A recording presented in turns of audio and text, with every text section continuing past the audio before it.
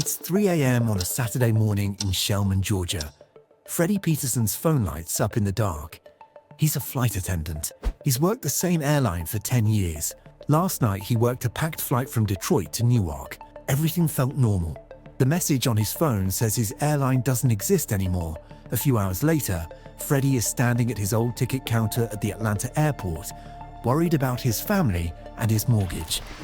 To make sure my home is taken care of, my mortgage is taken care of, and my car note is taken care of. That's what I got to do. That's what I have to do. Freddy is one of 17,000 people who lost their job overnight.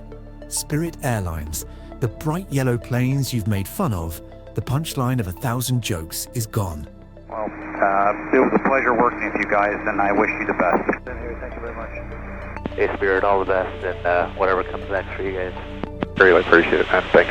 And Spirit Wings 1, just want to say thoughts to all you and your colleagues over there at the Banana as the next couple days unfold. Man, we really appreciate that. Thank you. It's hard to believe this is it. Yeah, no kidding. It's always a pleasure to talk with you guys on the radios. Yeah. Hope you guys make it out okay. That's the best.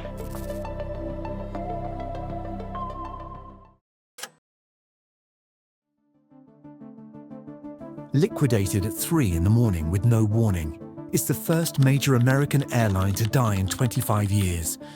And the story of how it died is not the story you've been told. To understand what just happened, you have to understand what Spirit actually was. It wasn't an airline for people on Instagram. It was the airline for the grandmother visiting a grandchild 3 states away, the college student going home for Christmas, the construction worker chasing a job in another city. It was the airline for people like Ricardo Tejeda. Ricardo got dropped off at curbside at Fort Lauderdale airport, returning a rental car after a medical trip, and he lives on a fixed income. He needs cheap flights to access medical care he can't get in his hometown. He found out his flight home didn't exist when he stepped onto the sidewalk. He told a reporter, "I just found out." The Department of Justice has a phrase for what Spirit did to airline pricing. They call it the Spirit effect. When Spirit entered a route, average fares on that route dropped 17% for everybody. Delta, United, American, all had to lower prices because Spirit was watching. In 2022, JetBlue's CEO Robin Hayes announced that JetBlue wanted to buy Spirit for $3.8 billion. JetBlue was clear about what would happen next. Internal company documents, later cited in court, described the plan in detail. JetBlue would convert Spirit's tightly packed yellow planes to JetBlue's seating layout. Fewer seats per plane with higher fares. The Spirit brand would disappear. The math on those higher fares was brutal. JetBlue's own internal numbers showed that when Spirit leaves a route, fares on that route rise about 30%. The Department of Justice sued in March 2023 to stop the deal. The case landed in Boston, in front of a federal judge named William Young, who's been on the federal bench for 40 years. On January 16, 2024, Young blocked the merger. He wrote that letting JetBlue swallow Spirit would, quote, do violence to the core principle of antitrust law. He ended his ruling with a line that became famous in legal circles. He wrote, "To those dedicated customers of Spirit, this one's for you." The merger died. JetBlue paid Spirit a $69 million breakup fee. Spirit went back to flying alone, and then it started to die for real. 10 months after the ruling, Spirit filed for bankruptcy. It re-emerged in early 2025, supposedly fixed. 5 months later, it filed for bankruptcy again. The cuts started landing on real people. Spirit announced it would furlough about a third of its flight attendants, 1,800 people, effective December 1st, 2025, right before Christmas travel season. Sarah Nelson is the president of the Flight Attendants Union.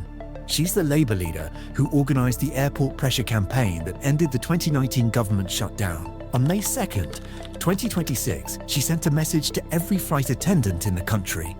"We are delivering the hardest news of our lives." By dawn, flight attendants in cities they didn't live in were stranded with no employer and no flight home. United and American started offering jump seats, free rides in the cockpit spare seat, out of professional courtesy. In Miami, Angel and Moreno drove to the airport early Saturday for a flight to Nashville. Her family wedding was that afternoon. Replacement tickets were $600. She told a reporter, "There are many people who cannot attend the wedding now." A few miles south of that empty ticket counter, Spirit opened a brand new $250 million corporate headquarters near Fort Lauderdale. Now, here's the part nobody is telling you. When the Justice Department sued to block the merger, JetBlue had a defense available. Lawyers call it the failing firm defense. It's been around since 1930. Here's what it means in plain English. If a company is going to die anyway, no matter what, then letting a competitor buy it isn't really reducing competition. The competition was leaving the market either way. The merger should be allowed. There's a catch. To win on this defense, the company has to walk into court and prove something embarrassing. They have to prove they really, truly cannot survive on their own. Almost nobody wins this defense, and here's why JetBlue and Spirit didn't even try seriously. At the trial, Spirit's own executives testified that they had a turnaround plan. On the record, they told the court they could survive alone. 2 years later, they couldn't. But at the moment when winning the failing firm defense might have saved 17,000 jobs, Spirit's own management said they didn't need saving. That's why Judge Young ruled the way he did. Under the law as written, with the testimony in front of him, he had to. So here's the question without a clean answer. Did the law work? It saved customers like Ricardo from a 30% fare hike for about 2 years. Then the airline died anyway, and now Ricardo has no cheap flights at all. The story you'll hear about Spirit in the days to come will blame somebody. The judge, the CEO, the president, the war in Iran, the pandemic. The customers who mocked Spirit too loudly. Pick your villain. Every actor in this story did exactly what the system was designed to make them do. JetBlue's executives did what executives do. They try to buy a competitor and raise fares. Spirit's executives did what executives do. They testified they could survive, because admitting otherwise would tank their stock and end their careers. The Justice Department did what antitrust regulators do. They enforced the law as written. Judge Young did what judges do. He ruled on the testimony in front of him. Everyone followed the script. But 17,000 people lost their jobs anyway. If you've ever watched a working-class job disappear and felt like nobody was responsible, like everyone was just doing their job, this is what that looks like up close. The system isn't broken. It's working exactly as designed. And that's the part nobody tells you. If this video helped you understand what just happened, subscribe